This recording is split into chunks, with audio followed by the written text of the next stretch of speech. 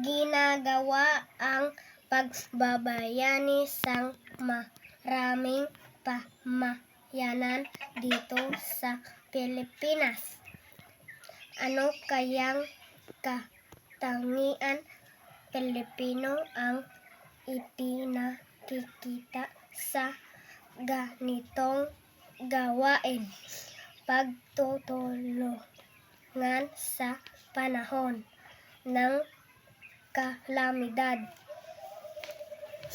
May mga pangyayaring hindi natin maiwasan tulad ng bagyo, sunog, lindol, pagbabaha o pagputok ng bulkan.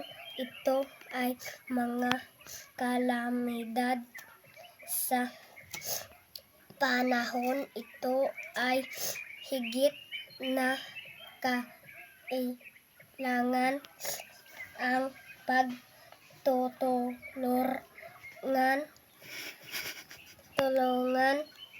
ng bawat isa.